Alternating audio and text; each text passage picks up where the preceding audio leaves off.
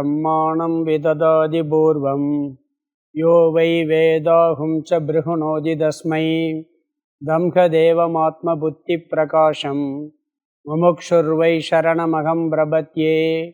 ओं नमो ब्रह्मादिभ्यो ब्रह्मविद्यासम्प्रदायकर्तृभ्यो वंशऋषिभ्यो महद्भ्यो नमो गुरुभ्यः। सर्वोपप्लवरहितः प्रज्ञानगणः प्रत्यगर्तो ब्रह्मैवाहमस्मि। ओं ब्रह्मानन्दं परमसुगतं केवलं ज्ञानमूर्तिं त्वन्त्वातीतं गगनसदृशं तत्त्वमस्यादिलक्ष्यम् एकं नित्यं विमलमजलं सर्वदी साक्षिभूतं भावातीतं त्रिगुणरहितं सद्गुरुं तं नमामि। गुरुर्ब्रह्मा गुरुर्विष्णु गुरुर्देवो महेश्वरः गुरु साक्षात् परं ब्रह्म तस्मै श्री गुरवे नमः। ओम सहना भवतु सहनौ भुनक्तु सह वीर्यं करवावहै तेजस्विनावधीतमस्तु मा विद्विषावहै। ओम शांति शांति शांति। முதல் ஸ்லோகமும் 106 ஸ்லோகம் படிக்கணும். ஸ்ரீஹரிம் பரமானந்தம் உபதேஷ்டாரமீஸ்வரம் வியாபகம் சர்வலோகானாம் காரணம் தம் நமாம்யகம். தியாக பிரபஞ்சரூபஸ்ய சிதாத்மத்வாவலோகநாத் தியாகோ ஹி மகதாம் பூஜ்யः சத்யோ மோக்ஷமயோ யதः. தியாக பிரபஞ்சரூபஸ்ய சிதாத்மத்வாவலோகநாத் தியாகோ ஹி மகதாம் பூஜ்யः சத்யோ மோக்ஷமயோ யதः. அபரோக்ஷ அனுபூதி ஆதிசங்கர பகவத்பாதர் அருளியது. இதில் நாம் இப்போ பார்த்துக்கிட்டு இருக்க டாபிக் நிதித்தியாசனத்தை பற்றி டாபிக் பார்த்துக்கிட்டு இருக்கோம். முன்னாடி ஆரம்பத்தில் வேதாந்த விசாரத்தை சுருக்கமாக சொன்னார். பிறகு ஆத்ம விசாரம் கொஞ்சம் விரிவாக 17லேருந்து 40 வரைக்கும் பார்த்தோம். ஆத்மா சத்தியங்கிறது, அதோட ஜெகன் மித்தியா, இந்த உலகம் அனாத்மா மித்தியாங்கிற கருத்தையும் பார்த்துட்டு கடைசியாக பார்த்தது இதுக்கு முன்னாடி பார்த்த டாபிக் ஞானிக்கு பிராரப்த கர்மம் இல்லை அப்படிங்கிற கருத்தில் பார்த்தோம். அதாவது ஏன் அதை சொல்கிறாருன்னு சொன்னால், ஞானிக்கு பிராரப்த கர்மம் இல்லைன்னு சொன்னால், அதாவது ஞானி மோட்சத்தை அடைஞ்ச பிறகு பிறக்க மாட்டான். அப்போ அவனுக்கு எந்த கர்மம் சஞ்சித கர்மம், ஏன்னா ஏற்கனவே இருக்க ஸ்டாக் எல்லா கர்மமும் அழிஞ்சு போகுதுன்னு சொல்லுவாங்க. ஆனால் இப்போ அனுபவிக்கிற கர்மம் மட்டும் இருக்குன்னு சாஸ்திரத்தில் சொல்லியிருக்கு. ஏன் சொல்லியிருக்குன்னா, ஞானிக்கும் உடல் ரீதியாக பாதிப்பு வர்றதை பார்க்குறாங்க. இப்போ அஞ்ஞானிகள்லாம் பார்க்குறாங்க. அப்போ என்னதான் ஞானம் அடைஞ்சாலும் அவர் உடலில் கஷ்டம் வருதில்ல, நோய் வருதில்ல, அப்போ அவருக்கு சிரமம் தானே. பிராரப்த கர்மத்தினால தானே உடம்புல நோயெல்லாம் வருது, உடம்புக்கு கஷ்டம் வருது அப்படின்னு சொல்லும் பொழுது, அந்த அடிப்படையில் அஞ்ஞானி பார்க்குற பார்வையில் பார்த்தா உடலின் அடிப்படையில் அவருக்கு பிராரப்த கர்மம் இருக்கு. ஆனால் ஞானத்தின் அடிப்படையில் பார்க்கும் பொழுது அவருக்கு உடம்பே இல்லை. நான் உடம்பே இல்லைங்கும்போது உடம்புக்கு வரக்கூடிய கஷ்டங்கள்லாம் அவர் எப்படி பார்க்கும், அவர் எப்படி தாக்காது. அதனால ஞானிக்கு உண்மையில் ஆராய்ச்சி செய்தால் பிராரப்த கர்மம் என்பது இல்லவே இல்லை அப்படிங்கிற கருத்தை சொன்னார். ஏன்னா பொதுவாக பிராரப்த கர்மம் மட்டும் அழிகிறது இல்லை அப்படிங்கிறது பார்க்குறோம். ஏன்னா இந்த உடல் எப்போ பிராரப்த கர்மம் முடியுதோ அப்போ வரைக்கும் இருக்குது. அது ஞானியாக இருந்தாலும் அப்படித்தான் இருக்குது. அப்படி இருக்கும்போது ஞானிக்கு பிராரப்த கர்மம் மட்டும் அழிகிறது இல்லைங்கிற வார்த்தை இருக்கிறதுனால என்ன சொன்னார், பிராரப்த கர்மம் அஞ்ஞானியினுடைய பார்வையில் இருக்கே ஒழிய ஞானியை பொறுத்தவரையில் அவனுக்கு தன்னளவில் பிராரப்த கர்மம் இல்லை. ஏன்னா எந்த சூழ்நிலையும் இந்த உடலில் ஏற்படக்கூடிய அந்த கஷ்டங்கள் மற்ற எதுவுமே அவன் மனதை பாதிப்பதில்லை. அதனால் ஞானிக்கு பிராரப்த கர்மம் இல்லைனார். இன்னொன்று, பிறக்கிறது இறக்கிறது பிராரப்த கர்ம வசத்தின்னு சொல்கிறான். நான் பிறக்கவே இல்லைங்கிறான். இப்போ மட்டும் இல்லை, எந்த ஜென்மமே எனக்கு இல்லைங்கிறான். அப்படி சொல்லும்போது அவன் எப்படி சொல்ல முடியும்? அது மட்டும் இல்லை, உடலுக்குத்தான் பிராரப்த கர்மம். நான் உடலே நான் அல்லேங்கிற ஞானம் தெளிவாக இருக்கும் பொழுது எப்படி பிராரப்த கர்மம் இருக்க முடியும்? இது நிறைய 90லேருந்து 100வது ஸ்லோகம் வரைக்கும் நம்ம பார்த்தோம். இந்த கருத்தை நிறைய விளக்கணும். 99 வரைக்கும் பார்த்தாது. அதனால் என்ன சொல்கிறாருன்னு சொன்னால், ஒருவேளை பிராரப்த கர்மம் இருக்குன்னு சொன்னோம்னு சொன்னால் என்ன ஏற்படும் அப்படிங்கிறது கடைசி ஸ்லோகத்தில் ஒரு விளக்கம் சொன்னார். என்ன சொன்னார்னு சொன்னால், அதாவது ஞானம் அனைத்து கர்மாவையும் அழித்து விடும் சொல்லும் பொழுது பிராரப்த கர்மத்தை அழிக்கவில்லை என்றால் அதை அழிக்கும் சக்தி ஞானத்துக்கு இல்லைன்னு ஆயிரும். அப்படி ஞானத்துக்கு இல்லைன்னு சொல்லியாச்சுன்னா மோட்சம், நிறைவு, பூரணம்ங்கிறது எப்படி வரும்? பூரணத்துவம் வராது. அதனால் கட்டாயம் ஞானிக்கு பிராரப்த கர்மம் இல்லை. அது மட்டும் இல்லை, இந்த ஞான சம்பிரதாயமே இருக்காது அவனுக்கு. பிராரப்த கர்மம் ஞானம் அடைஞ்சவன் இந்த உடம்பும் போயிடும் எல்லாம் போயிடும். அப்புறம் யாரும் சொல்லி கொடுக்குறது? அதனால் ஞான சம்பிரதாயம் இருக்காது. பிறகு வேதத்தினுடைய அத்வைதம்ங்கிறதே தப்பாக போயிருங்கிற கருத்து பார்த்தோம். இப்போ நாம் பார்த்துக்கிட்ட கருத்து என்னன்னு சொன்னால், 101லேருந்து 100லேருந்து 134 வரைக்கும் நிதித்தியாசனம் என்ற தலைப்பு. 100லேருந்து நிதித்தியாசனம்ங்கிற தலைப்பு பார்த்துக்கிட்டு இருக்கோம். ஏன் நிதித்தியாசனத்தை பற்றி சொல்கிறாருன்னு சொன்னால், என்னதான் ஞானம் அடைஞ்சாலும் கூட அந்த ஞானம் நம்மளுடைய பழக்க தோஷத்தினால நிலை நிற்கிறது இல்லை. எத்தனையோ ஜன்மாந்திரங்களில் எத்தனை கோடி ஜென்மம் எடுத்தோம் தெரியாது. இந்த உடம்பத்தை நான் நினச்சிக்கிட்டு இருக்கோம், மனசையும் நான் நினச்சிக்கிட்டு இருக்கோம். அப்படி இருக்கும்போது இந்த உடம்பு நீ அல்ல, மனமும் நீ அல்லங்கிற ஞானம் தெளிவாக அறிவில் புரிஞ்சா கூட அந்த பல வாசனைகள் இருக்கிறதுனால அது போகிறதில்லை. அப்போ ஞானம் பெற்ற பிறகு அதை நிலைநிறுத்தினால் மட்டுமே மோட்சத்தை அடைய முடியும் அப்படிங்கிற கருத்துக்காக இதை ரொம்ப ஹைலைட் பண்ணுறார் இங்கே. ஸ்லோகம் 100லேருந்து 134 வரைக்கும் 35 ஸ்லோகம் நிதித்தியாசனம். இது யாருக்குன்னு சொன்னால், ஞானத்தை அடைஞ்சவங்களுக்கு, தத்துவத்தை புரிஞ்சவங்களுக்கு. சாமி எங்களுக்கெல்லாம் புரியலையே, எங்களுக்கு தேவையில்லை, எந்திரிச்சு போயிடலாமா? தெரிஞ்சுக்கிட்டோம்னு சொன்னால் நம்மளுக்கு அது பயன்படும். இதில் பல விஷயங்களும் வருது.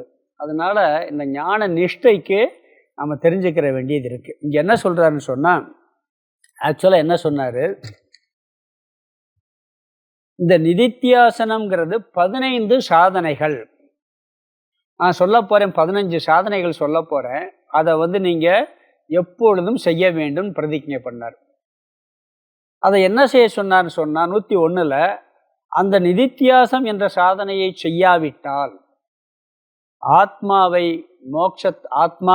அறிஞ்சு அதில் நிலை நிற்க முடியாது, மோட்சத்தையும் அடையவே முடியாது. அதனால் நாம் நிலை பெற வரைக்கும், இந்த ஞானம் நம்மளுக்கு உறுதியாகிறது வரைக்கும் இந்த நிதித்தியாசங்கிற சாதனையை தொடர்ந்து அதிக காலம் செய்ய வேண்டும். அதிக காலம்னு என்ன, எப்போங்கிறது கணக்கு கிடையாது. ஒருத்தருக்கு கொஞ்ச நாள்லே முடிஞ்சிடலாம். ரமண மகரிஷிக்கு ஒரே வார்த்தையால் ஞானம் வந்துருச்சு. சில பேருக்கு என்ன சொன்னாலும் வராது. ராமகிருஷ்ண பரமஹம்சர்லாம் அத்வைதத்தை ஒரு நாளில் போயிச்சார், அப்பயே நிஷ்டையாகிறார். அவர் முன்னாடி அப்படின்னா நல்ல பக்குவத்தோடு வரும் பொழுது அவங்களுக்கு கொஞ்ச காலம் போதும்.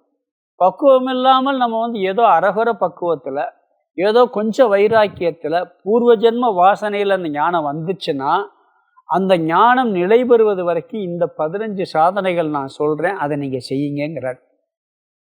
இந்த அதிக காலம்ங்கிறது ஆளுக்கு ஆளு மாறும். ஒருத்தர் 4 ஜென்மத்தில் மோட்சம் கிடச்சின்னு சொன்ன உடனே இவ்வளவு ஜென்மமாங்கிறாரு. ஒருத்தருக்கு ஒரு மரத்தில் இத்தனை இலை இருக்கோ அத்தனை ஜென்மம் நீ எடுத்தாத்தே உனக்கு மோட்சம், அவ்வளோ சீக்கிரம் அடைஞ்சிருவனாங்கிறார் அவர். கேட்டிருக்கோம்னு அந்த கதையெல்லாம். அப்போ இந்த அதிக காலம் தொடர்ந்து செய்ய வேணும்னு சொல்லிட்டு 102, 103ல் 15 சாதனைகளை சொன்னார். அது என்னென்ன சொன்னார்? 15 சாதனைகள் பார்த்தோம். அது எது சொல்லியிருக்கிறாருன்னு சொன்னால், இந்த 15 சாதனைகளும் மேக்சிமம் எதில் வருது? யோக சூத்திரத்தில் வரக்கூடிய அதே வார்த்தைகளை பயன்படுத்துகிறார். யோக சூத்திரத்துல இந்த சாதனைகள் எதுக்கு சொல்லப்பட்டிருக்குன்னா, ஞானத்தை அடைவதற்கு முன்பு தகுதிக்காக சொல்றோம். நம்ம ஞானத்தை அடையணும், மனசு பக்குவப்படணும், அதுக்காக யோக சூத்திரத்துல சொல்லப்பட்டிருக்கு. இங்க என்ன சொல்றாருன்னா, அதே வார்த்தைகளை பயன்படுத்தி ஞான நிஷ்டைக்காக சொல்றாரு. வார்த்தை ஒண்ணுதான், அர்த்தம் வேற. அன்னைக்கு சொன்னேன்ல, டக்குன்னு சொன்னா வாத்து, கிரிக்கெட்ல சைபர்னு அர்த்தம். ஒரு வார்த்தைக்கு பல மீனிங் இருக்கு. நம்ம இதுலயே பார்த்தீங்கன்னா, கீதையிலே பார்த்தீங்கன்னு சொன்னா மனசை சில இடத்துல ஆத்மான்னு சொல்லியிருப்பாங்க, உடலவே சொல்லியிருக்கும். அப்போ யோகம்னு சொன்னால் பக்தி யோகம், ஞானம், எந்த இடத்துல யோகம்ங்கிறதுக்கு எது பயன்படுது அப்படிங்கிறதுலாம் அந்த டெக்ஸ்ட் அந்த இடத்த பொறுத்து இருக்கு. இங்கே அந்த வார்த்தையவே எடுத்துக்கிட்டு 15 வார்த்தைகளை எடுத்துக்கிட்டு என்ன சொல்றாரு, வேற ஆங்கில சொல்றாரு. 15 என்னென்னு பார்த்தோம். அதாவது யமம், இது யோக சூத்திரத்தில். யமம்னா என்ன? இந்திரிய கட்டுப்பாடு, இதை செய்யக்கூடாது என்பது. பிறகு நியமம், இதை செய்ய வேண்டும்ங்கிறது. அதில் 5 இருக்கு, இதில் 5 இருக்கு. பிறகு தியாகம், மௌனம். தியாகம்ங்கிறது நம்ம எல்லாத்தையும் விட்டு கொடுக்கறது, மௌனம்ங்கிறது மௌன விரதம் இருக்கிறது. இதெல்லாம் நம்ம ஞானத்துக்கு முன்னாடி செய்கிற சாதனைகள். இங்கே வேற மாதிரி சொல்ல போறார். நான் 15 சாதனைகள் சொல்லிட்டு சொல்றார். பிறகு தேசம், இடம், காலம், டைம் சொல்லியிருக்கு. எந்த இடத்துல உட்காந்து தியானம் பண்ணணும் அதெல்லாம் சொல்லியிருக்கு. எந்த காலத்தில் செய்யணும்லாம் இருக்கு. பிறகு ஆசனம், எப்படி உட்காரணும்னு இருக்கு. மூலபந்தம், மூல காரணம் என்ன. தேக சாமியம், பிறகு திருக்ஸ்திதிகி, பிராணாயாமம், பிரத்யாகாரக, தாரணை, ஆத்ம தியானம், சமாதி. பிறகு இதெல்லாம் செஞ்சீங்கன்னா, இதெல்லாம் சொல்ல போகிறேன் இந்த 15 சாதனத்தை, இதை செஞ்சால் உனக்கு நிஷ்டை ஏற்படும் அப்படிங்கிறத அறிமுகப்படுத்தினார் 102, 103. 104 என்ன பார்த்தோம்னு சொன்னால் அதை ஒவ்வொன்றா சொல்கிறார். 104 யமம்ங்கிற சாதனையை சொன்னார். யமம்னா என்ன? பதஞ்சலியில் 5 விஷயம் சொல்கிறார். செய்யக்கூடாதது 5 விஷயம் பதஞ்சலி யோக சூத்திரத்தில் சொல்லப்பட்டிருக்கு யமம்ங்கிறதுக்கு. அதாவது ஹிம்சை செய்யக்கூடாது, பொய் பேசக்கூடாது, பிறர் பொருளை அபகரிக்கக்கூடாது, இந்திரிய வழி செல்லக்கூடாது, அதிகமாக வச்சுக்கிற கூடாது பொருள்களை. இதெல்லாம் நிறைய 5 சொல்லியிருக்கு. இங்கே என்ன எடுக்கிறாருன்னா யமம்ங்கிறதுக்கு, அதாவது புலன் வழி செல்லாமைங்கிறத எடுத்துக்கிறார். இந்திரிய கட்டுப்பாடு தான் எடுத்துக்கிறார். தமம்ங்கிற கருத்து, கட்டுப்படுத்துதல், இந்திரியங்களை அமைதியாக வைத்திருத்தல்ங்கிறத எடுத்துக்கிறார். அப்போ 2 ஒன்று தான். அதிலே 5 சொல்லியிருக்காரு, நீங்கள் ஒன்றைத்தானே சொல்கிறீங்க அப்படின்னு நம்ம நினைக்கலாம். அங்கே 5 விஷயம் சொல்கிறார் யமத்துக்கு. இங்கே என்ன சொல்கிறாருன்னு சொன்னால், அந்த இந்திரிய கட்டுப்பாடுங்கிறது எப்படி வர வேண்டும்ங்கிறார். நம்ம இந்திரியங்கள் சில நேரம் அமைதியாக இருக்கும். இப்போ நம்ம சாப்பிட்ற பொருள் இருக்குது, சில நேரம் ஒருத்தர் சாப்பிடாமல் இருப்பான். ஏன்னா வயிறு ஏற்கனவே ஃபுல்லாக லோடாக இருக்கும், அதனால் இந்திரியம் அமைதியாக இருக்கும். பிறகு கொஞ்ச நாள் கழிச்சு, 2 மணி நேரம் கழிச்சு திருப்பி இந்திரியம் கேட்க ஆரம்பிச்சு. இது போகத்தில் சலிப்பு, அதாவது அனுபவிச்சு அதை முடிஞ்சிருக்கு, அதனால் அப்போதைக்கு அது வராது. இதனால் இந்திரியங்கள் போகாமல் இருக்கும் சில பேருக்கு. பிறகு ஆன்மீக சாதனையில் பண்ணுறவன் கட்டுப்பாடோட இன்னைக்கு இவ்வளோதான் சாப்பிடணும், இன்னைக்கு இதை சாப்பிடக்கூடாது அப்படின்னு சொல்லி ஒரு கண்ட்ரோல் பவர்னால, அதாவது தன்னை முயற்சி செய்து இந்திரியங்களை கட்டுப்படுத்தி இருப்பான். வைராக்கியத்தினால போராடி இருப்பான். இது சாதகர் நிலை. இங்கே என்னன்னு சொன்னால், எல்லாம் பிரம்மன் என்ற ஞானத்தினால் வரக்கூடிய கட்டுப்பாடு. இவனுக்கு எப்படி வருது? எல்லாம் பிரம்மன் தான். எங்கே போனாலும் ஒரு பிரச்சனை ஏதாவது வந்துச்சுன்னா அங்கே என்ன வரும்? பிரம்மத்தை தவிர வேற எதுவும் இல்லைங்கிற ஒரு அமைதி. இவனுக்கு மனசு எப்படி அமைதியாகுது?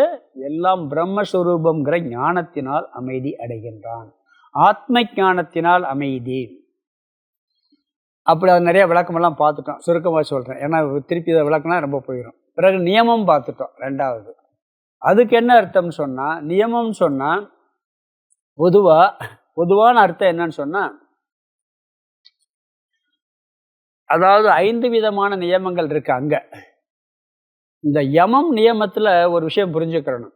பதஞ்சலி யோக சூத்திரத்தில் சொல்லியிருக்கிறது, இதில் தூய்மையாக இருத்தல் இதெல்லாம் வரும், இறை வழிபாடு, பாராயணம், இதெல்லாம் இதெல்லாம் சொல்லியிருக்கும். அதை ஓரளவுக்கு செஞ்சால் கூட போதும், செய்யாட்டி தப்பு கிடையாது.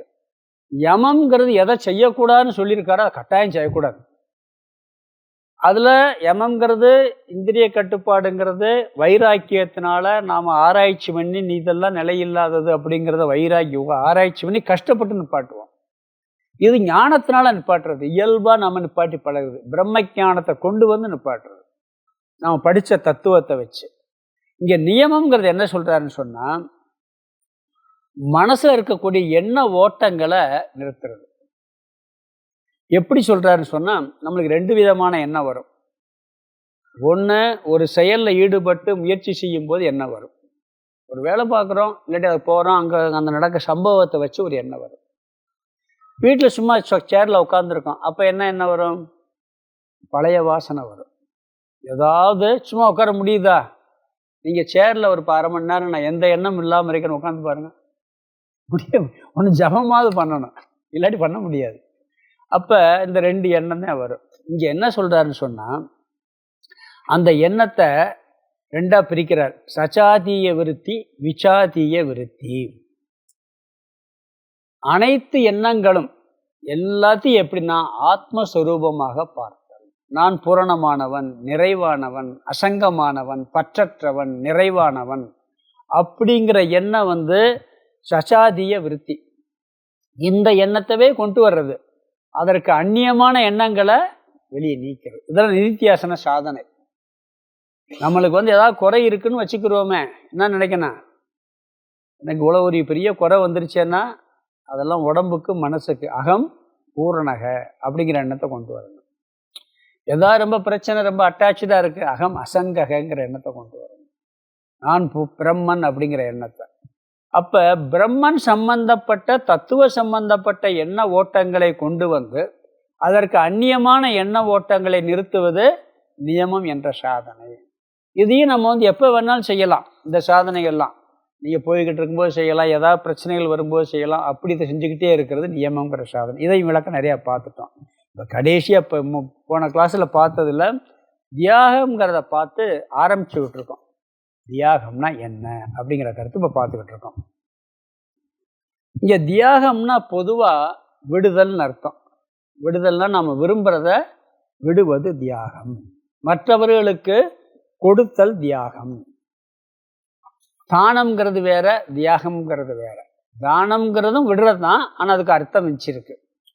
தனத்துக்கு வச்சுக்கிட்டு மிச்சத்தை கொடுக்கறது தானம். தனக்கு மிஞ்சியது தானம்னு சொல்லுவோம். ஆனால் இன்னும் சில பேர் என்ன பண்ணுவாங்க தெரியுமா, நம்மளுக்கு எது பிடிக்கலையோ அதை கொடுப்பாங்க. நம்மளுக்கு எது பிடிக்கலையோ அதை தியாகம். அது தியாகம் இல்லை. நசிகேதனுக்கு என்ன பண்ணார், அவர் பயன்படாத மாடெல்லாம் கொடுத்தார். எது அவருக்கு தேவையில்லையோ அப்பா நசிகேதன் அப்பா தானம் பண்ணும்போது, அதனால தான் அந்த கடவுபனிஷத்தே வந்துச்சு. இந்த தியாகம்ங்கிறது ஒரு வித்தியாசமான ஒரு உணர்வு. இந்த மனப்பான்மை ஆன்மீகத்துக்கு பொதுவாக, இங்கே சொல்லக்கூடிய தியாகம் வேற. பொதுவாக தியாகம்ங்கிறது அந்த மனப்பான்மை இருந்துன்னு சொன்னால் அப்போ தான் ஆன்மீகத்துக்குள்ளே விஷயத்தை புரிஞ்சுக்கிறக்கூடிய பக்குவம். தியாகம் இல்லைன்னு வச்சு, விடக்கூடிய மனசு இல்லைன்னு வச்சு, எதையும் விடுறதுக்கு மனசு இல்லைன்னா, ஒரு சின்ன விஷயத்தை கூட பிடிச்சிக்கிட்டு விட மனசு இல்லைன்னா ஆன்மீகத்துக்கு வரவே முடியாது. அதனால தியாகம்ங்கிறது ரொம்ப முக்கியம். இதில் இது ஒரு வித்தியாசமான உணர்வுன்னு சொல்லலாம். இதில் ஒரு லாபம் இருக்குது, ஒரு நஷ்டம் இருக்குது. எப்படி லாபம்? அதாவது நம்ம பொருளை கொடுக்கும்போது ஒரு இழப்பு வருது. இழப்பு வந்தபோது அது ஒரு நஷ்டம். புரியுதுங்களா?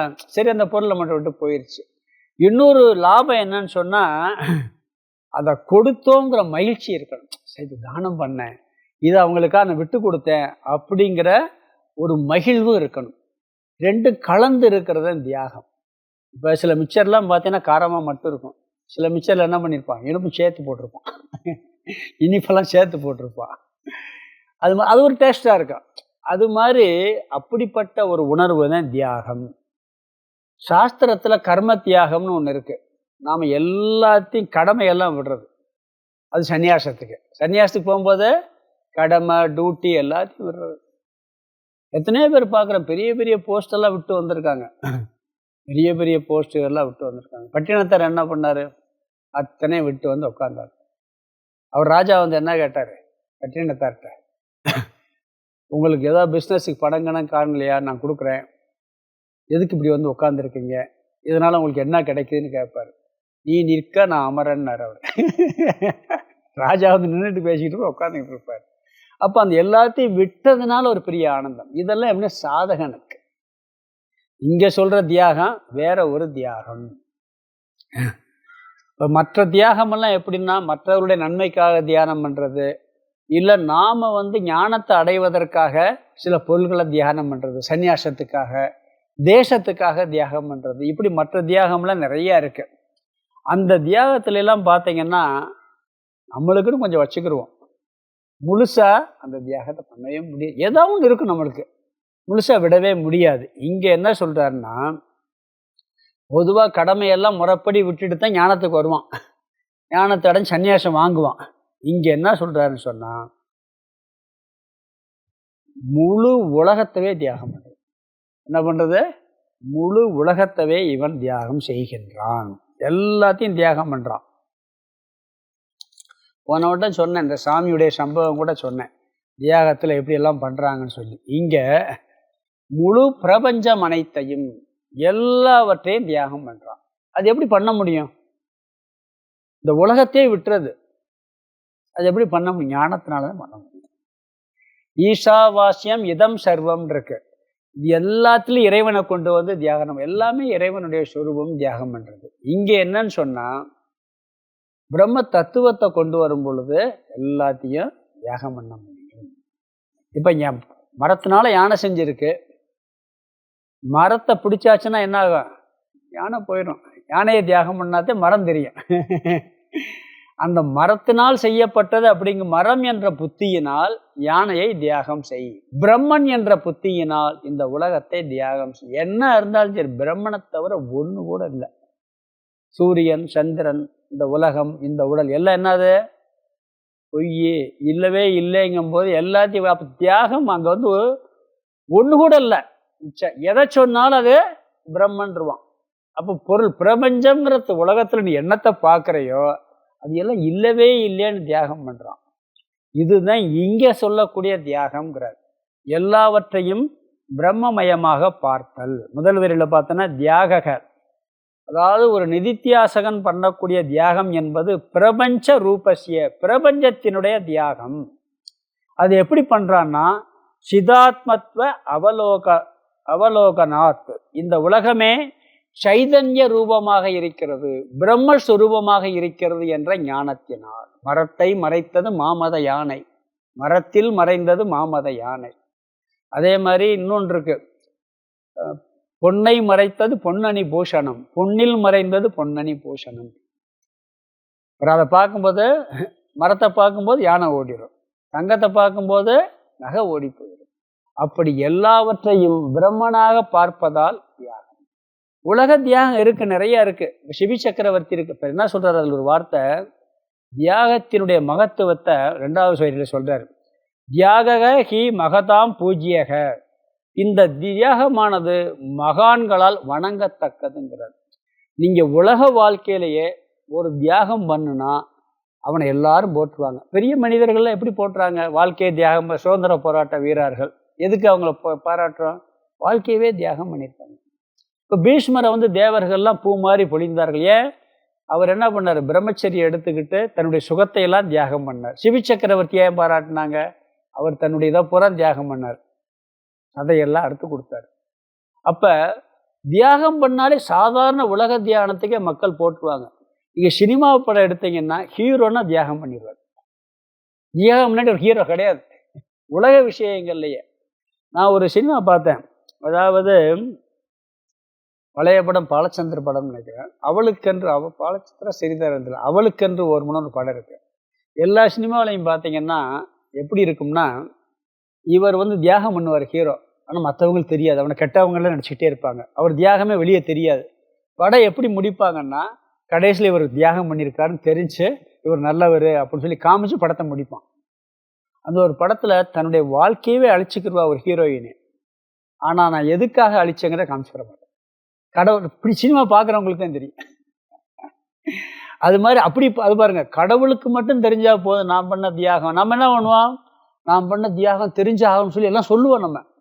அப்படி ஒரு கேரக்டர் காமிச்சாங்க, அது உண்மையிலே தியாகம். இங்கே என்ன சொல்றாருன்னா, அதை விட பெரிய தியாகம் எது? இந்த உலகத்தவே துரத்தல்.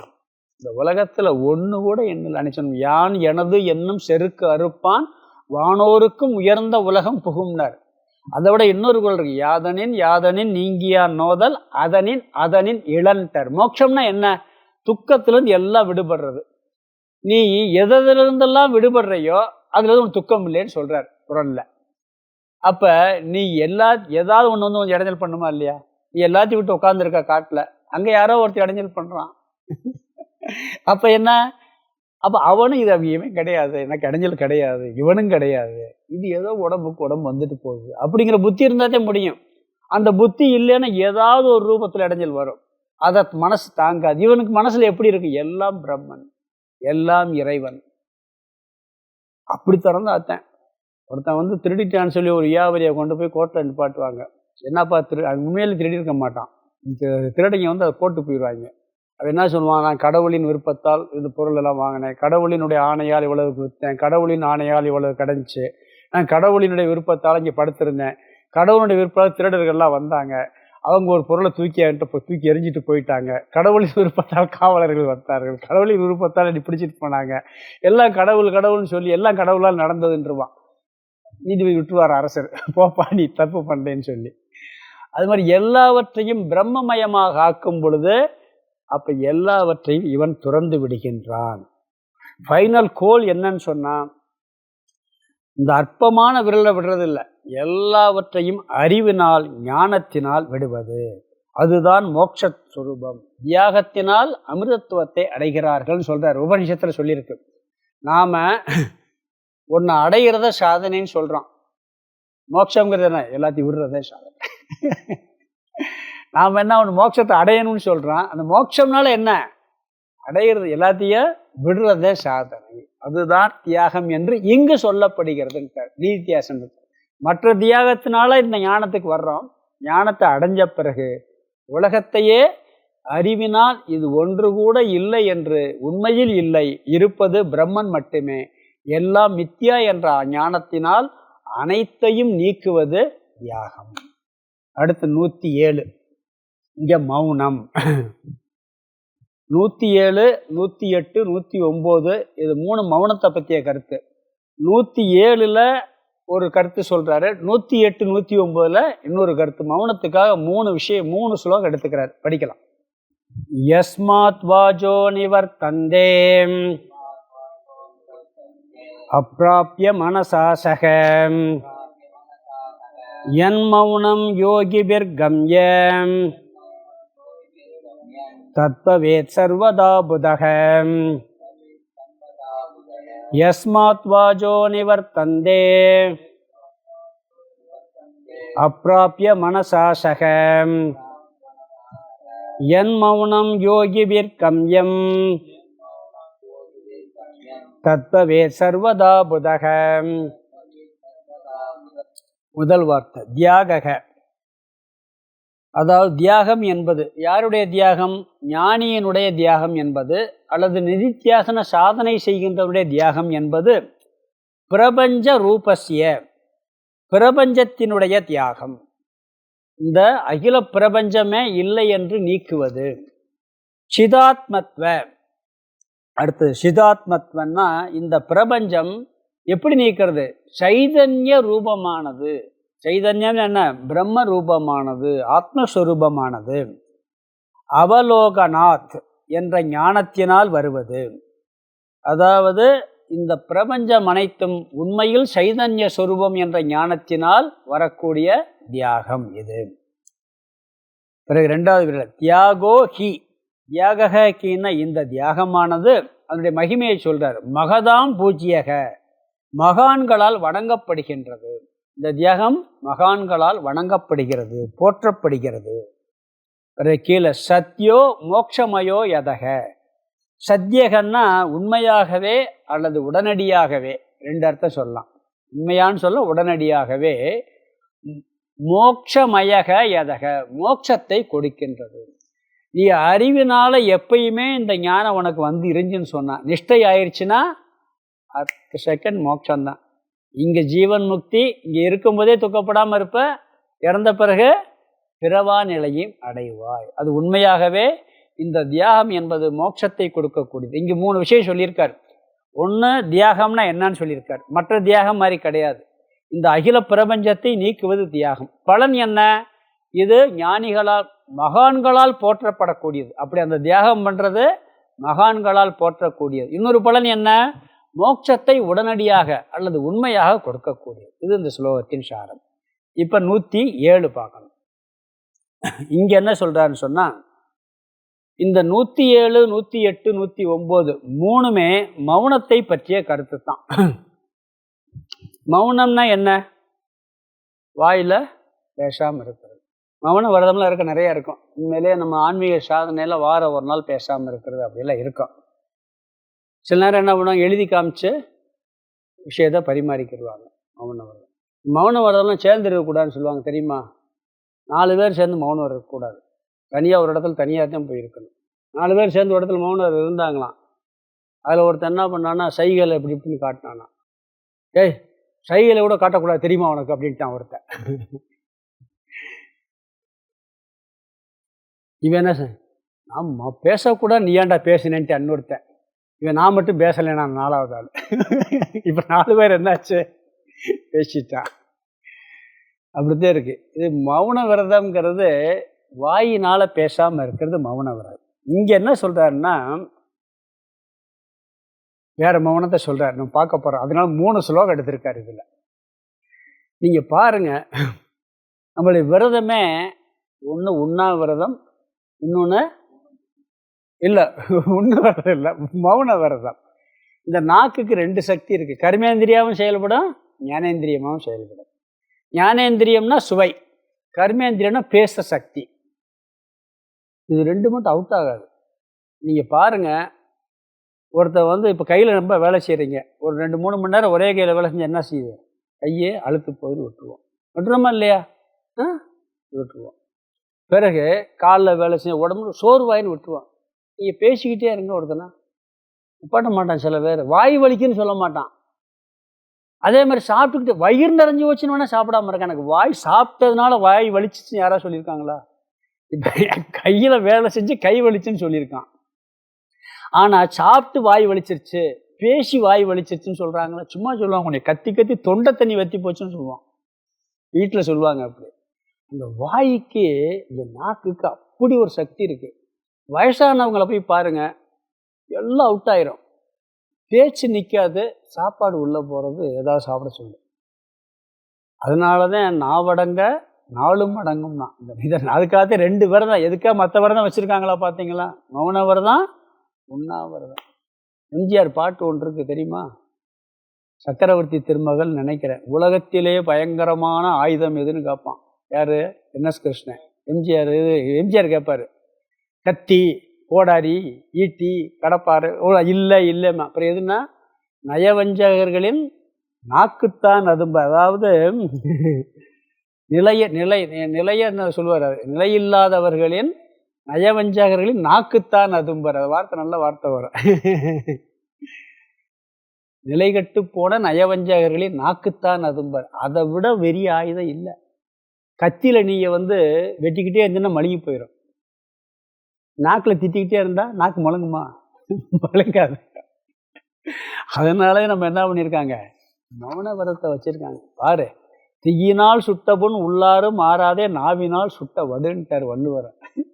அப்போ நாக்கு எவ்வளவு பெரிய சக்தி இருக்குது.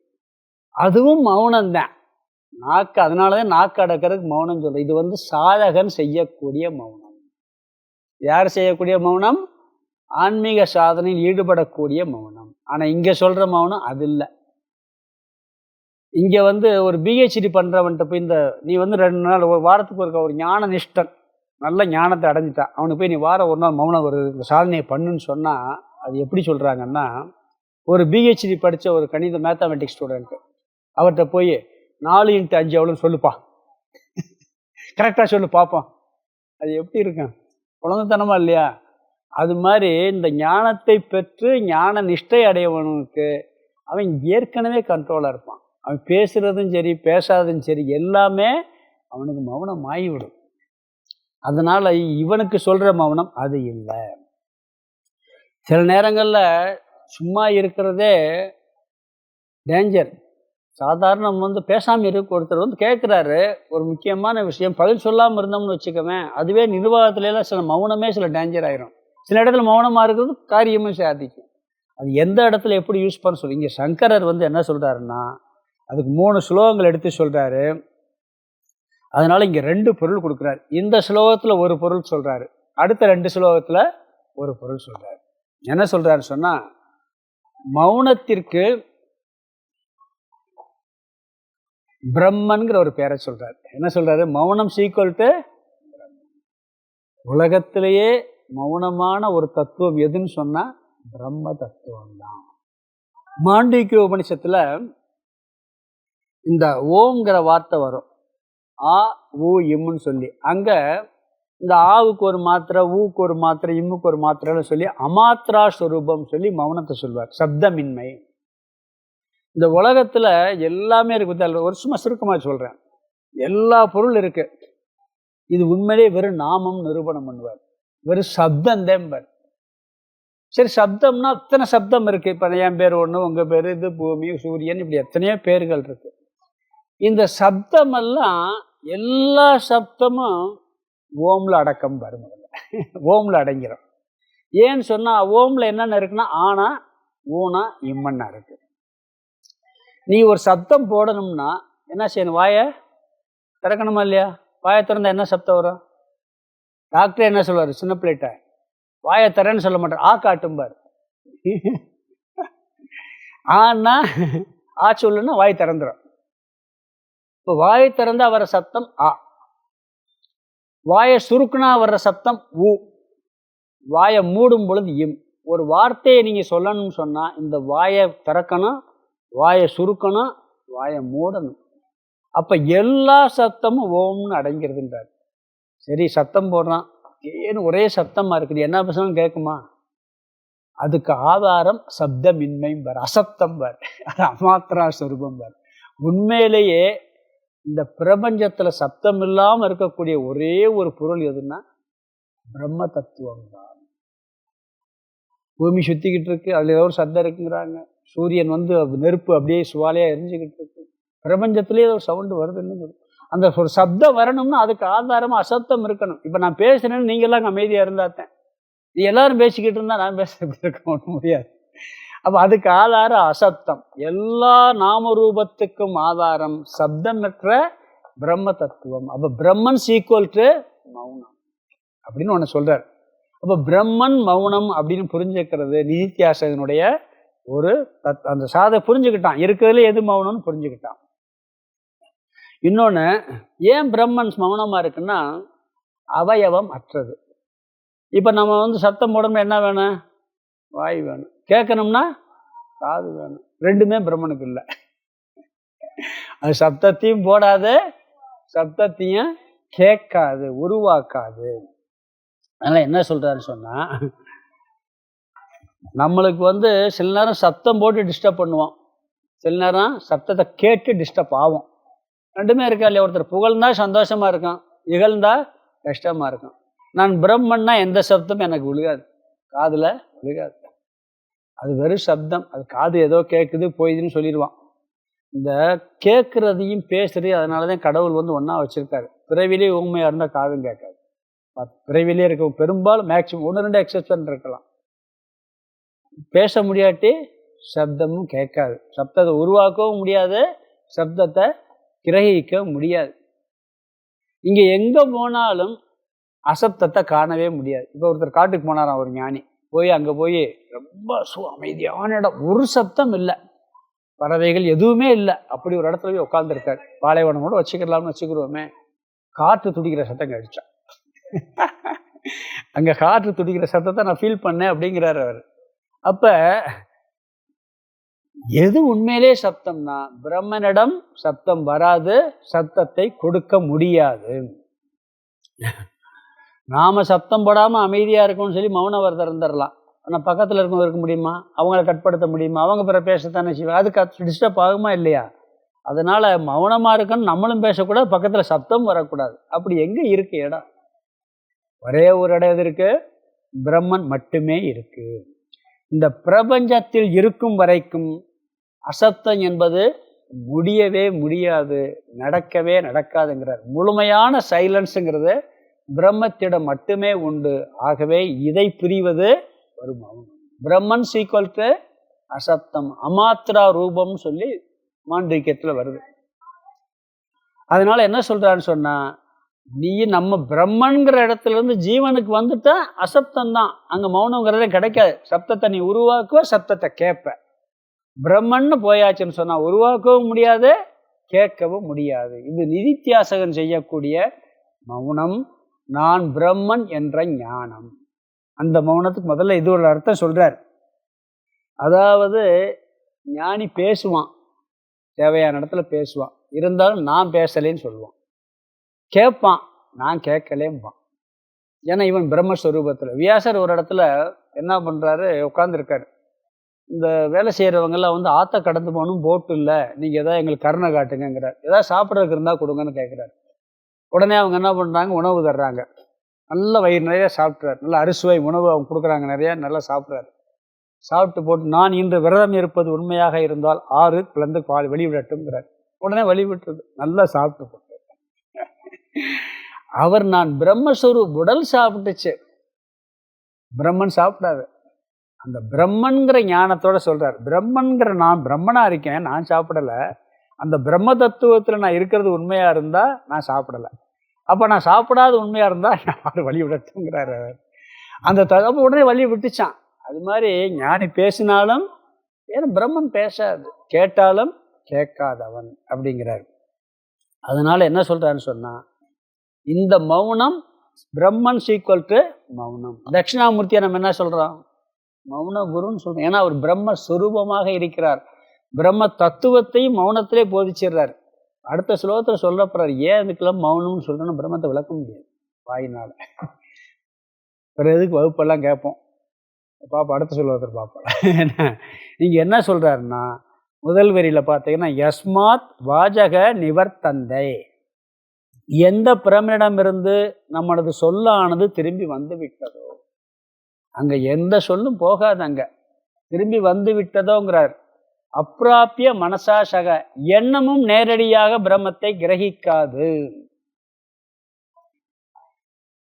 பிரம்மத்தை நம்ம சொல்லுவோம், மனசுனாலையும் புரிஞ்சுக்கிற முடியாது, வார்த்தையாலும் விளக்க முடியாது அப்படிம்போம், சொல்லியிருக்கோம். ஆனால் வார்த்தையால் விளக்க முடியாத வார்த்தையால் விளக்குறோம், மனசனால் புரிஞ்சுக்கிற முடியாது மனசனால் புரிஞ்சுக்கிறோம். அது எப்படிங்கிறது அது ஒரு டெக்னிக்காக தான். அதெல்லாம் நம்ம உள்ளே போகும்போது பிரித்து பார்க்கலாம்.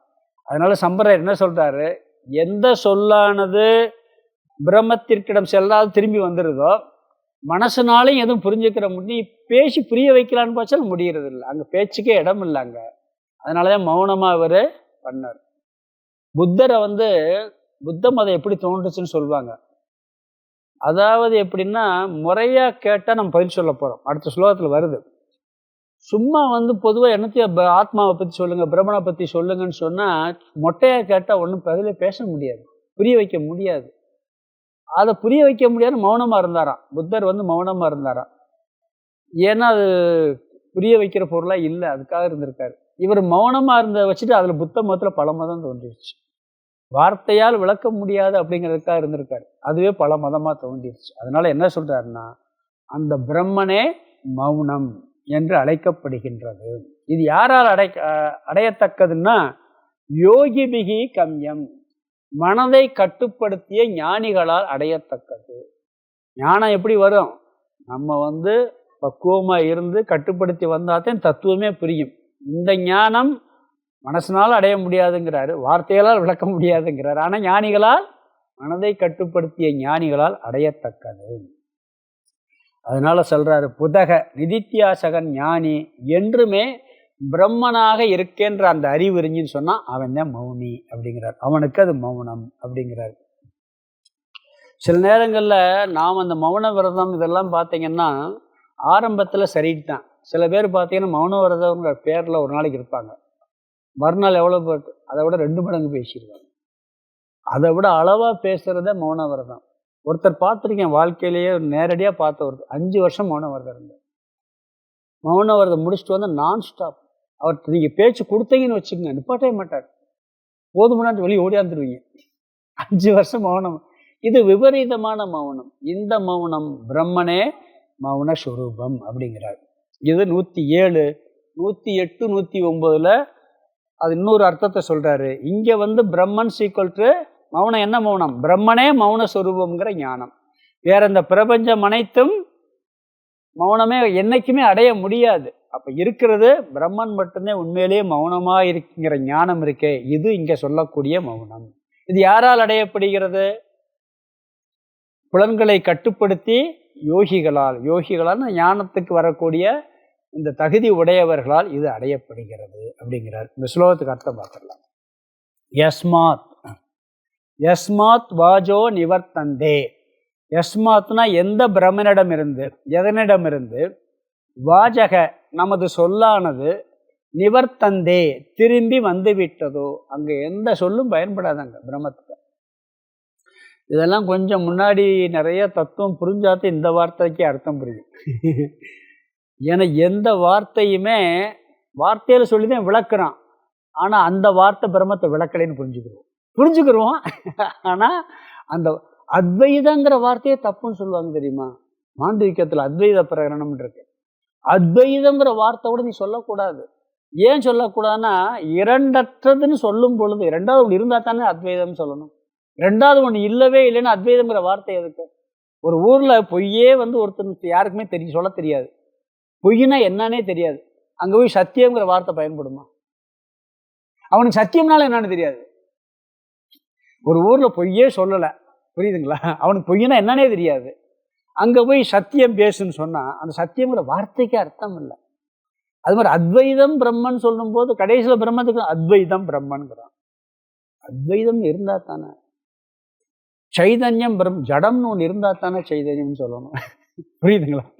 அப்படியெல்லாம் கொண்டு போய் விளக்குவாங்க. அதனால என்ன சொல்றாருன்னா, எந்த பிரம்மிடம் இருந்து, யஸ்மாத் எந்த பிரமத்திடம் இருந்து, வாஜக நமது சொல்லானது, நிவர்த்தந்தே திரும்பி வந்துவிட்டதோ, அடுத்த அப்பிராப்பிய மனசாசக. மனசாசகன்னா எண்ணமும் அதை அப்பிராப்பிய கிரகிக்காதோ, மனசுனாலே கிரகிக்க முடியாது, கிரகிக்காதோ, யத் அந்த பிரம்மமே மௌனம் மௌனம் எனப்படுகிறது. யத் மௌனம். யத்னா அந்த பிரம்மம், அந்த பிரம்மமே மௌனம் மௌனம் எனப்படுகிறது. அடுத்த வார்த்தை யோகிபிகி அது ஞானிகளால் கம்யம் அடையக்கூடியது.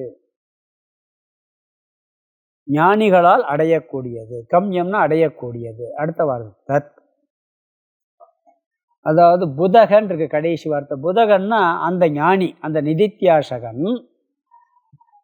சர்வதாகா, அதாவது தத் பவேத் சர்வதாகா, சர்வதா என்றுமே தத் அந்த பிரம்மனாக பவேத் இருக்க வேண்டும். உண்மையிலேயே வந்து பிரம்மன் தான் மௌனம். அங்கே எந்த வார்த்தையும் செல்லாது, மனசுனாலையும் கிரகிக்க முடியாது. அப்புறம் எப்படி வார்த்தையால் விளக்குறோம், மனசுனால கிரகிக்கிறோம்னா, இந்த விஷயங்களை மாதிரி, இந்த விஷயத்தெல்லாம் எப்படின்னா நம்ம மனசுனால கிரகிக்கிறோம், வார்த்தையினால புரிஞ்சுக்கிறோம். இந்த மாதிரி அதை புரிஞ்சுக்கிற முடியாது, அது வேற மாதிரி புரிஞ்சுக்கிற முடியும். நான் ஏற்கனவே இதுக்கு ஒரு விளக்கம், இது வந்து அந்த விஷயத்திற்கு புரிஞ்சாதான் இது புரியும். பொதுவாக நான் இருக்கேங்கிறதுக்கு நீங்கள் எல்லாத்துக்கும் வந்து இந்திரியங்களை பயன்படுத்தணும் உன்னை தெரிஞ்சுக்கிறதுன்னு சொன்னான். இப்போ இந்த பொருள் இருக்குன்னு தெரிஞ்சு கண்ணை பார்க்கணும், நான் பேசுகிறத கேட்கணும்னா காது வேணும். இது எல்லாம் வெளியே தெரிஞ்சுக்கிறதுக்கு, வெளியே இருக்கிறத அறிவதற்கு இந்திரியங்களை பயன்படுத்தணும். நான் இருக்கேன்னு அறியறதுக்கு உங்களுக்கு எதுவுமே தேவையில்லை தெரியுமா? மனசு கூட தேவையில்லை. நீங்கள் கண்ணை மூடி உட்காந்துருக்கீங்க, இருக்கேங்கிற உணர்வு இருக்குது. இல்லை அப்போ மனசில் நான் இருக்கேன்னு எனக்கு உணர்வு தானே இருக்குது அப்படின்னு சொல்லலாம். ஆழ்ந்த உறக்கத்தில் மனசு இருக்கா? இல்லை. ஆனால் விழிச்சப்பறம் நான் வந்து ஒன்றுமே தெரியாமல் இருந்தேன்னு ஒரு உணர்வு பதிவாயிடும். அப்போ இருந்திருக்கான். அப்போ நான் இருக்கேங்கிறதுக்கு எதுவுமே தெரியலை. அது மாதிரி வெளி விஷயத்தை அறியறது மாதிரி அறிய முடியாது, வெளி விஷயத்தை சொல்லி விளக்குறது மாதிரி விளக்க முடியாது. இது வேற ரூபத்தில் விளக்குறாங்க. அது மௌனம், அந்த பிரம்மன் வார்த்தையால் விளக்க முடியாததா இருக்கிறதுனால மௌனம்னு சொல்றாருங்க. அடுத்த ஸ்லோகம் பார்க்கலாம், ரெண்டும் சேர்த்து படிக்கலாம். அடுத்தது ரெண்டு சேர்ந்தே விளக்கம் பார்க்கணும். வாஜோ யஸ்மானி வர்த்தந்தே தத் வக்தும் கேன சக்யதே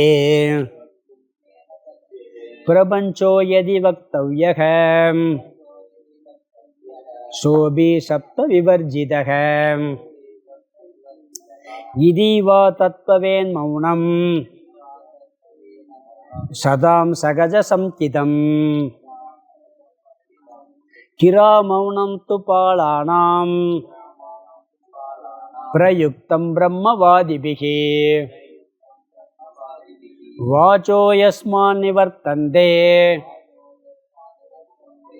தத் வக்தும் கேன சக்கியதே பிரபஞ்சோ யதி வக்தவ்யக சோபி சப்த விவர்ஜிதக இதீவா தத்வவேன் மௌனம் சதாம் சகஜ சம்கிதம் கிரா மௌனம் து பாலானாம் பிரயுக்தம் பிரம்மவாதிபிஹி. இந்த நிதித்தியாசக சாதகன் இந்த உலகத்தை ரெண்டா பிரிக்கிறான். ஒன்று பிரம்மன் இருக்கு, இன்னொன்று பிரபஞ்சம் இருக்கு. ரெண்டு தத்துவம் இருக்கு. ஒன்று பிரம்மன், இந்த பிரபஞ்சம். எல்லாம் இதுக்குள்ள அடக்கம்தான். ஒன்று பிரம்மன், இன்னொன்று பிரபஞ்சம். இல்லை ஆத்மான்னு ஒன்று இருக்குன்னா அது பிரம்மனோட சேர்த்துடலாம். இல்லை உடல்னு ஒன்று இருக்குன்னா பிரபஞ்சத்தோட சேர்த்துடலாம். ஏன்னா பிரபஞ்சத்திலேருந்து வந்தது இந்த சரீரம், மனசு, புத்தி எல்லாம் எது இந்த பஞ்சபூதத்திலிருந்து வந்தது. அது எல்லாம் பஞ்சபூதத்திலான இந்த பிரபஞ்சம். அப்போ அந்த பிரபஞ்சம்னு ஒரு தத்துவம் இருக்கு. இதற்கு ஆதாரமான உணர்வு மயமான அந்த தத்துவம் பிரம்ம தத்துவம் இருக்கு. இந்த ரெண்டு தத்துவத்தை தவிர வேற எதுவுமே இல்லை. இது தெரிஞ்ச விஷயம் தானே. இது புரியுதா இல்லையா? இது புரியுது. சரி, இந்த பிரம்மத்தை வாயால் பேசி விளக்க விட முடியுமான்னா விளக்க முடியாது. வாயால் பேசி விளக்க முடியுமான்னா விளக்க முடியாது. அப்போ அங்கேயும் மௌனம் வந்துருச்சு. சரி, இந்த பிரபஞ்சத்தையாவது விளக்கிடலாம்னா பிரபஞ்சத்தையும் விளக்க முடியாது. என்ன இப்படி சொல்கிறீங்க? பூமி எப்போ தோன்றுச்சு, எல்லாம் ஒரு டைம் சொல்கிறான். பூமி அழிகிறதுக்கு ஒரு டைம் சொல்கிறோம், எல்லாம் சொல்கிறோம். அப்படின்னா பூமி எங்கேருந்து வந்துச்சுன்னா பிறகு ஒரு கேள்வி வரும். பிறகு என்ன பண்ணுவீங்க? சூரியனுக்கு போவீங்க. சயின்ஸ் விஞ்ஞானிகிட்டையே நீ ஒரு 4 கொஸ்டின் கேட்டு போனேன்னா அதுக்கு மேலே அவரால் பதில் சொல்ல முடியாது. அவரால் விஞ்ஞானிகள்னாலேயே இந்த பிரபஞ்ச விஷயத்தில், இந்த சிருஷ்டி விஷயத்தில் பதில் சொல்ல முடியும். நம்மளுமே கர்மா தியரி எடுத்துக்கலாம். வேதாந்தத்தில் கர்மா தியரி முத எப்படி ஜென்மம் வந்துச்சு, இந்த ஜென்மம் எதுக்கு, பூர்வ ஜென்மத்து பாவ புண்ணியத்தினால. முத எப்போ பாவ புண்ணியம் பண்ணான்? ஆன்சர் கிடையாது. முதல் ஜென்மம் எப்படி வந்துச்சு? ஆன்சர் கிடையாது. அப்போ விவகாரத்திலையும் பதில் சொல்ல முடியாது இருக்கு. பிரம்மத்தையும் விவகாரத்தையும் விளக்க முடியலை, பிரம்மத்தையும் விளக்க முடியலை. யாரும் ஐன்ஸ்டீன் நினைக்கிறேன், அவர் கடவுள் இருக்காருன்னு அவர் நம்பிக்கை உள்ளவர். நீங்கள் இவ்வளோ பெரிய விஞ்ஞானி, கடவுள் இருக்காருன்னு நீங்கள் நம்புறீங்க அப்படின்னு சொன்னாங்களாம். சொன்ன உடனே அவர் என்ன கேட்டாராம், ஒன்றும் அதுக்கு பதில் சொல்லலையா. பிறகு ஒரு மிஷின் புதுசாக இறக்கி வச்சுருக்காராங்க அவருடைய அந்த சயின்ஸ் விஞ்ஞான அந்த இதில் கூடத்தில். இறக்கி வச்ச உடனே அவர் வந்திருக்கிறார். இந்த மிஷினை புதுசாக வந்திருக்கியே, எப்படி வந்துச்சு, எங்கே வாங்கினீங்கன்னாராம். அதுவாக வந்துச்சுன்னாராம். அதுவாக வந்து என்ன பிடிச்சோம், அதுவாக எப்படி வரும்னாரா. அதுவாக தான் இப்போ வந்துச்சுன்னாராம். அதுவாக எப்படி வரும் அப்படின்னு திருப்பி கேட்டிருக்காரு. இதுவே அதுவாக வர முடியுதுன்னு சொல்லும் போது இந்த உலகம், சூரியன், சந்திரன் இதுவெல்லாம் எப்படிப்பா வரும்? யாரோ ஒருத்தர் படைச்சிருக்காருலன்னாராம். பிறகு கடைசி இன்னொரு கேள்வி வரும், அவரை யார் படைச்சாரு? நம்ம ஒரு கொஸ்டின் பண்ணலாம். நாம் பிரம்மனிடமிருந்து மாயையால் தோன்றியன்னு ஒரு தத்துவத்தை சொல்கிறோம், புரியுதுங்களா? இந்த விவகாரத்துலேயும் சரி, உலக விஷயங்களிலும் சரி, ஒரு 4-5 கொஸ்டினுக்கு மேலே நீங்கள் தர்ம விஷயத்தில் கூட தேடினீங்கன்னா அதுக்கு மேலே பாயிண்ட் சொல்ல முடியாது. ஒரு 4 ஜென்மத்துக்கு அப்படி சொல்லிக்கிட்டே போகலாம். அது பிறகு யாருன்னா பதிலே சொல்ல முடியாது. அது நம்ம கர்மகாண்டத்துலேயும் அப்படித்தான் இருக்குது. நம்மளுடைய இந்த தியரியில், கர்மா தியரியில், சயின்ஸ்லேயும் அப்படித்தான் இருக்குது. அப்போ இந்த பிரபஞ்சத்தையும் விளக்க முடியாது, பிரம்மனையும் விளக்க முடியாது. அப்போ வார்த்தையால் விளக்க முடியாதுல அங்கே என்ன இருக்குது? அங்கே மௌனத்தே இருக்குது. வார்த்தையால் விளக்க முடியாமல் இருக்கு. ஒரு லெவலுக்கு மேலே இதே ஒரு பெரிய ஆச்சரியமாக இருக்குங்கிறார். அதாவது ஒரு ஞானிகிட்ட போய் ஏதாவது நீங்கள் பேசுங்கன்னு சொன்னாங்களாம். நான் என்ன பேசப்பன்னு தெரியுமா? தெரியாது. தெரியாதவங்கள்ட்ட நான் பேசி பிரயோஜனம் இல்லைன்ட்டு போயிட்டாராம். பிறகு என்ன சொன்னாங்கன்னா, நீ கவனமாக சொல்லணும்னு சொல்லி, நீ அடுத்த நாள் கேட்கும் சொல்லுங்கன்னு எங்களுக்கு தெரியும்னு இருக்காங்க. தெரியும்னா நான் எதுக்கு உங்களுக்கு சொல்லணும்ட்டாரோ. பிறகு இன்னொரு தடவை என்ன பண்ணியிருக்காங்க, பாதி பேர் தெரியும் பாதி பேர் தெரியாதுன்னு இருக்காங்க. தெரியாதவங்க தெரிஞ்சவங்ககிட்ட கேட்டு தெரிஞ்சுக்கிட்டு போயிட்டார். அவர் ஏன் அப்படி சொன்னார்னு சொன்னால், அதாவது இதை பற்றி பேச முடியாது, உள்ளார்ந்த வேட்கையோடு வந்தால் அது சொல்லி பார்ப்பாங்க. அதில் அந்த அதை கிரகிக்கிற மனசு இருந்தால் புரியும், இல்லாட்டி அது புரியாது. அதனால் என்ன சொல்கிறாருன்னா, பிரம்மனை பற்றி பேச முடியாது. அது அதில் ஒரு பெரிய எக்ஸ்பீரியன்ஸ், ஆழ்ந்த அமைதி வரும் அப்படிங்கிறாரு. இங்கே நிறைய பார்த்தீங்கன்னு சொன்னால், வீட்டில் கூட விவகாரம் பண்ணுவோம், நிறைய விவாதம் பண்ணி புரிய வைக்கிறதுக்கு முயற்சி பண்ணுவோம். கடைசியில் என்ன முடிவு பண்ணுவான், அவனை ஒன்றும் புரிய வைக்க முடியாதுப்பா அப்படின்னு நம்ம அமைதியாகிடுவோம். இருக்கா இல்லையா? இது மாதிரி இந்த தத்துவ விஷயத்தில் கூட அந்த வேட்கையோடு வர்றவங்கிட்ட சொல்லி, பிள்ளாட்டி என்ன பண்ணுவாங்க, அதை போய் பேசவே மாட்டேன், பேச வேண்டிய அவசியம் இல்லை, பேச முடியாத அப்படி ஒரு அபூர்வமான தத்துவமாக இருக்கிறது. அதனால என்ன சொல்றாருன்னு சொன்னா, உலகத்திலையும் எந்த விஷயத்தையும் முழுமையாக புரிய வைக்க முடியாது, பிரம்மத்தையும் புரிய வைக்க முடியாது. அதனால் மனதில் ஓர் அமைதி ஏற்படுகிறது ஞானியில். இது ஞானிக்கு சுபாவமாகவே ஆயிருமா. உண்மையையும் விளக்க முடியாது, பொய்யையும் விளக்க முடியாது, தெரியுமா? பிரம்மனையும் விளக்க முடியாது, இந்த மாயையும் விளக்க முடியாது. நம்ம சொல்லியிருக்கோமா இல்லையா? வேறு எதுக்கு குரு, வேறு எதுக்கு சிஷ்யன், இவ்வளவு பாடம், இவ்வளவு வேதாந்த பரம்பரையெல்லாம் எதுக்கு அப்படின்னு நம்ம சொல்லலாம். ஒரு அறிவிப்பசியோட சிஷ்யன் வந்தால் சில வார்த்தைகளை விட்டு பார்ப்பார் இவர், யார்? குரு. அதை கேட்ச் பண்ணுறது அவன் கையில் இருக்கு. அதனால் நம்ம ஒரு பொருளை தூக்கி இருந்தால் அதை பிடிக்கிறது பிடிக்காத யார் கையில் இருக்கு? நம்ம கையில் இருக்குது. அது மாதிரி என்ன சொல்வார், ஒரு சப்தத்தினால முயற்சி பண்ணி பார்ப்பார். சப்தத்தினால முயற்சி பண்ண முடியும், ஆனால் அதை எடுத்துக்கிறது தான் எடுக்காத அவன் கையில் இருக்கு. இதை முழுசா விலைக்கு புரிய வைக்க முடியாது. இதெல்லாம் ரொம்ப ஒரு சூக்ஷமான விஷயம். அவர் மனசில் ஞானம் இருக்குது, அது சூக்ஷமாக இருக்குது. அவர் என்ன பண்ணுவார்னா, அதை ஸ்தூலமாக வெளியே விடுவார். அதை ஸ்தூலமானதை கிரகிச்சு சூக்ஷமாக மாற்றுறது சிஷ்யன் கையில் தான் இருக்குது. இதெல்லாம் பார்த்தா கடைசியில் என்ன பண்ணுறான், எதுக்கு சாமி இந்த கிளாஸ் எல்லாம், இவ்வளவு தூரம் பேசி புரிய வைக்க முடியாத நீங்கள் எதுக்கு பேசிக்கிட்டு இருக்கீங்க அப்படின்னு சொல்லலாம். இல்லை, பேசி புரிய வைக்க முடியாது, கேட்டு புரிஞ்சுக்கிற, நீங்கள் புரிஞ்சுக்கிட்டீங்களா, நீங்கள் புரிஞ்சுதான் பேசுகிறீங்களா அப்படிங்கிற சந்தேகமும் வரலாம். இது ரொம்ப ரொம்ப ஷட்டில் பாயிண்ட் இது. ஏன்னா இது ஒரு ஸ்பெக்குலியர், வார்த்தையால் விளக்க முடியாததை வார்த்தையால் விளக்கி உள்ள சேர்த்துடுறாங்க. மனசினால் கிரகிக்க முடியாததை சிஷ்யன் மனசினால் கிரகிக்கின்றான். இதுதான் ரொம்ப ஒரு பெக்யூலியரான ஒரு விஷயமா இருக்கு.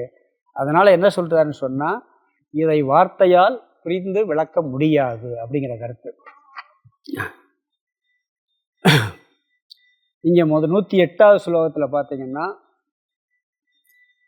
முதல் வரியில யஸ்மாத் வாஜக நிவர்த்தந்தே, எந்த பிரம்மனிடமிருந்து வாக்கானது திரும்பி வருகின்றதோ, எந்த பிரம்மத்தை வாக்கு நேரடியாக விளக்காதோ, தத் அந்த பிரம்மத்தை கேன வக்தும் சக்கியதே, யாரால் விளக்கிவிட முடியும்?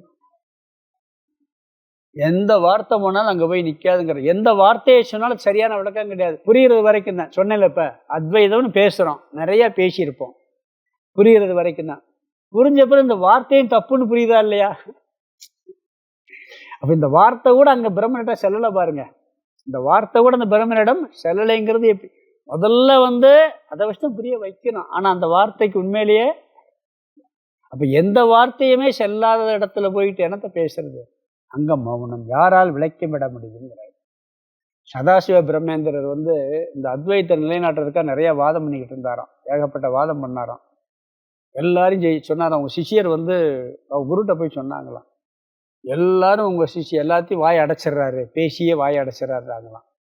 அவர் குரு கூப்பிட்டு கேட்டாராம், நீ எல்லாரும் வாய் அடைக்கிற, ஓ வாய் எப்போ அடைக்க போறேன்னு கேட்டாராம். அன்னைக்கு இருந்து அவர் எதுவுமே பேசுறது இல்லையா. அன்னைக்கு நிப்பாட்டினவர் தானா, உபன்யாசம் எல்லாத்தையும் நிப்பாட்டிட்டார் அவர். இன்னும் அவ்வளோ வாதம் பண்ணுவாராம். அது மாதிரி நீங்க என்ன சொல்றாருன்னு சொன்னா, இந்த உலகம் பிரபஞ்சக, 2வது வரியில பார்த்தீங்கன்னா யதி வக்தவ்யக, இந்த உலகத்தை பற்றி புரிய வைக்க முடியுமான்னு சொன்னா, சக அபி சப்த விவர்ஜிதக, இந்த உலக நியதிக்கும் மித்யாவான இந்த உலகத்தையும் உன்னால் விளக்க முடியாது. மாயை விளக்கவே முடியாது இல்லாததுனால. பிரம்மத்தை விளக்க முடியாது, அது மட்டும் இருக்கு, அதை விளக்குறதுக்கு இன்னொரு பொருள் இல்லை. புரியுதா? பிரம்மன் மட்டுமே இருக்கு, அதை விளக்குறதுக்கு இன்னொரு வஸ்து இல்லை. மாயை விளக்க முடியாது. ஏன் விளக்க? உண்மையிலே இல்லை, அதனால விளக்க முடியாது. மாயையிலேருந்து பிரபஞ்சம் வந்துச்சு. பிரபஞ்சத்தையும் விளக்க முடியாது, பிரம்மனையும் விளக்க முடியாது. இதுதான் மௌனம். அடுத்து என்னுடைய விளக்கம், அடுத்த ஸ்லோகத்தினுடைய விளக்கத்தையும் அடுத்த வகுப்புல பார்க்கலாம். ஓம் பூர்ணமத பூர்ணமிதம் பூர்ணாத் பூர்ணமுதச்யதே பூர்ணஸ்ய பூர்ணமாதாய பூர்ணமேவாவசிஷ்யதே. ஓம் சாந்தி சாந்தி சாந்தி. ஹரிஹி ஓம். ஆதிகுருநாத சுவாமிக்கு ஜெய்.